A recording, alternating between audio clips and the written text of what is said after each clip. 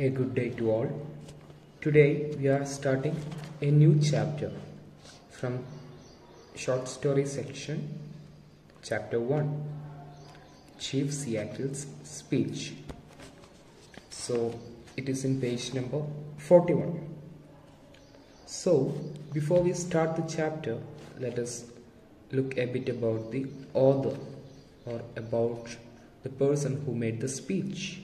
So from the title itself, it is very clear it is a speech given by a particular person, and that person is Chief Seattle. Chief Seattle was a Native American chief.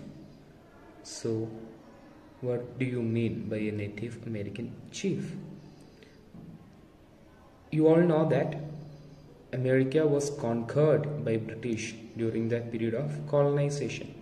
The British people came to America, and the native people who lived there, the original people, the actual people who lived in America, they were suppressed, and many of them were killed in order for the British to conquer the land. So these people are the Native Americans, or the Red Indians. Now they are only few in number because most of the people are killed by the British people in order to claim the land. So Chief Seattle was a Native American chief. Chief means head or leader, a member of the Squamish tribe. Squamish is the name of a tribe, and he was a part of that tribe and a prominent figure, important figure among his people, who pursued meaning followed, a path of accommodation meaning settlement, and reconciliation. Reconciliation means restoration of friendly relations with white settlers. So Chief Seattle followed a path of settlement. Settlement means agreement, compromise, and restoration of friendly relations with the white settlers, with the British. So Chief Seattle wanted a compromise and a peaceful terms with the British people in America. The following is a widely publicized means famous speech attributed means in the name of, so attributed to Chief Seattle, in which he argues with gentle irony. What is the meaning of irony?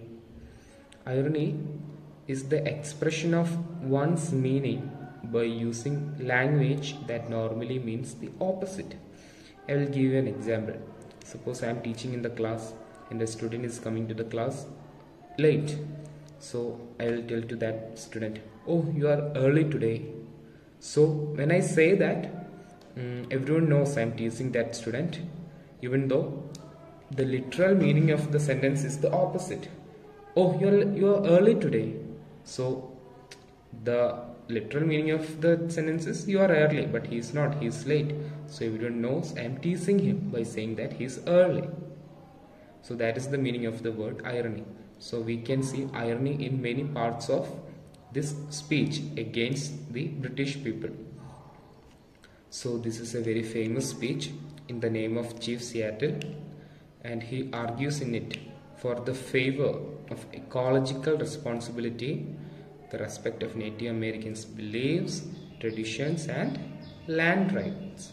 So in this speech, he is fighting for the rights, different kinds of rights of Native Americans, like their religious beliefs, their traditions, their ownership of land, etc.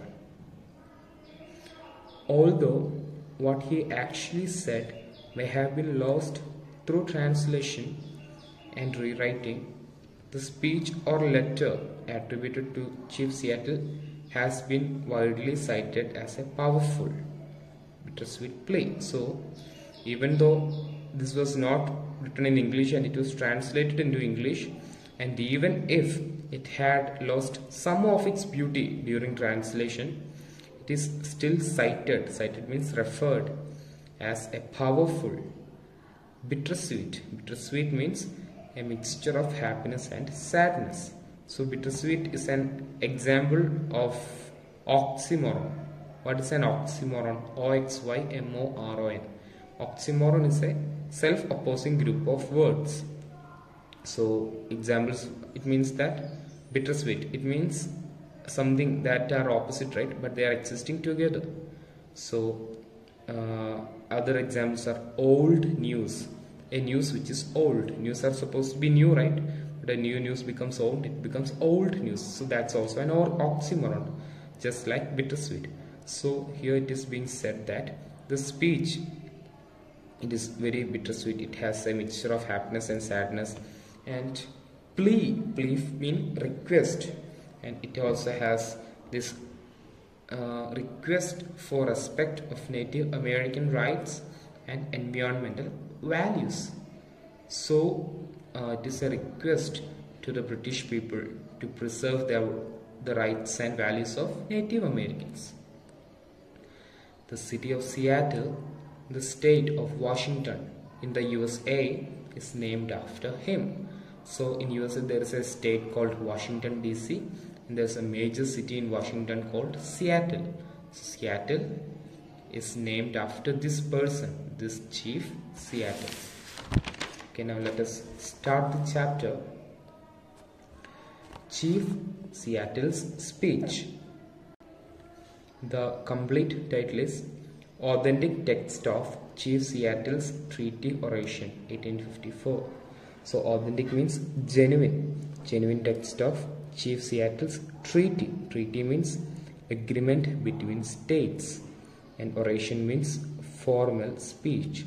So this is a formal speech about the agreement between two states, that is the British and America, and this was orated or it was delivered in 1854. Now let us look at the speech.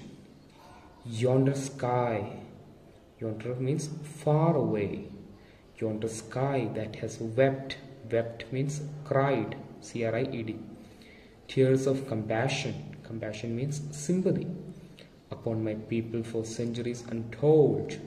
So Chief Seattle is beginning his speech by saying that the sky that is far away had been crying for the Native Americans for centuries, because they have been suffering for a long time, and which to us appears changeless and eternal. Eternal means forever, may change.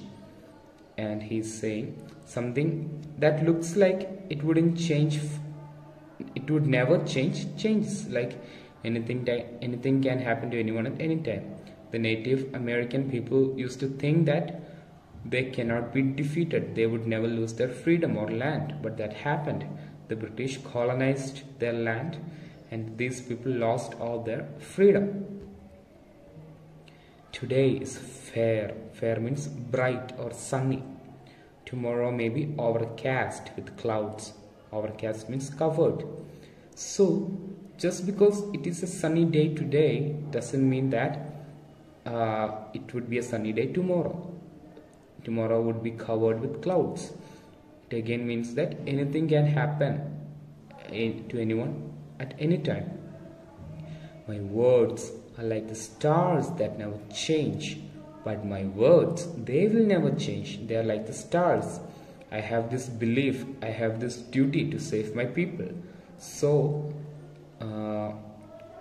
my resolution to save my people will never change. Whatever Seattle says, the great chief at Washington can rely. Rely means depend upon with as much certainty as he can upon the return of the sun or the seasons. So whatever Seattle says, the great chief at Washington can rely upon. So whatever the great chief of Washington, that is Chief Seattle, whatever he says, it can be relied upon. We can depend upon it because he never changes his word.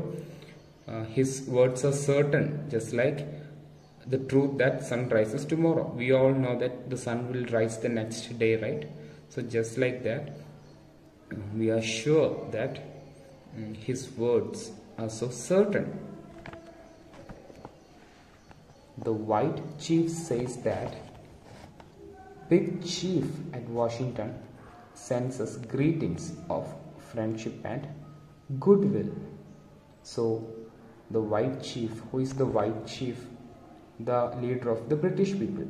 He says that big chief at Washington, that means Chief Seattle, sends us greetings of friendship and goodwill. So Chief Seattle is saying that the white leader, the British leader, is saying that Chief Seattle is trying to be friends with white, which means that the white people got this invitation for friendship with the Native Americans. Chief Seattle sent a request. So he's trying for a compromise, an agreement, even though it was the British who did several bad things to the Native Americans. They are trying for a peaceful compromise because they don't want further fight. It is kind of him, for we know he has little need of our friendship in return. So I already told you about irony. It is used to tease or mock indirectly. So here the mocking at the British by Chief Seattle begins. Chief Seattle is saying, wow, it is so kind of the British leader to be friends with us, because they don't need us. Why do they need us? We are just silly tribal people. Why do they need our friendship? But they accepted it. So it is so kind of them. He's being very ironic. His people are many. They are like the grass that covers vast prairies. So he is saying there are so many British people. They are like the grass on a grassland. Prairie means grassland. Grassland is the place where cows and sheep pasture, eat their food, eat the grass. My people are few, but my people, my Native American people, my tribal people, the Red Indian people, they are few. They resemble the scattering trees of a storm-swept plain. So after a storm sweeps a place, there would be nothing remaining except for a few trees here and there. So he's saying my people are like that. They are as few as the trees after a storm sweeps a place.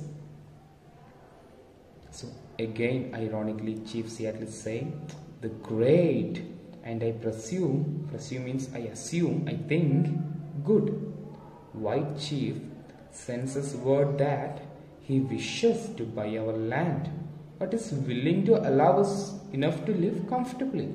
So he's telling ironically, wow, this American leader is so great, and I also think he is very good. Why?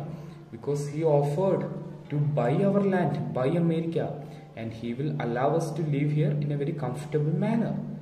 So he's been very ironic. What right does the British leader has to buy America? The land belongs to the Native Americans. How can they conquer the land? It is not correct.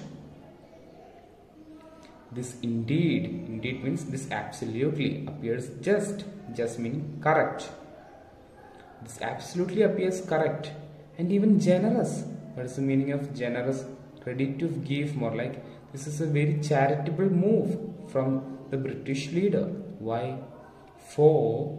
Because the red man no longer has rights that he need respect, and the offer may be wise also, as we are no longer in need of an extensive means large country. So again, ironically, Chief Seattle is saying, wow, this offer is very correct, very good. Why? Because Red Indians no longer have their rights, and we are only few of us. There are only few of us. So why do we need a we need a large country for? Why do we need an extensive country? We are only few people, so we just need some space, so you can take it. He's telling in a very ironic manner. Next paragraph. There was a time when our people covered the land as the waves of a wind ruffled. Ruffled means disturbed. Wind disturbed sea cover its shell-paved floor. Paved means covered, shell covered. So there was a time when our people covered the land just like how the uncalm sea covered the shell-covered floor. But that time long since passed away with the greatness of tribes that are now but a mournful memory. But that time is long gone. Our greatness has vanished, and it is now nothing but a mournful. Mournful means sorrowful memory. I will not dwell on. Dwell means live. I will not live on nor mourn over or cry over our untimely decay. Untimely means unexpected. Unexpected destruction. Nor reproach. Reproach means disapprove. My pale-faced brothers. Pale means white. So white-faced brothers meaning the Americans. With hastening it. Hastening means speeding. As we too may have been somewhat to blame. So Chief Seattle is saying, I will not live in the memories, or I will not cry over it, over what? Our unexpected destruction. Also, I will not never blame. Reproach means blame or disapprove my pale-faced American friends for speeding it. They are the one who sped up the process of the destruction of the Native Americans. Actually, it is the white people who destroyed the Native Americans, the white British people. But he is again saying ironically, see, you are not to blame, we are to blame too. There is fault from our side. That is why this happened. He is talking in a very ironic manner because there is no fault from the Native American people. They were trying to save their country. They were trying to save their freedom. They were trying to save their rights. So they did no wrong.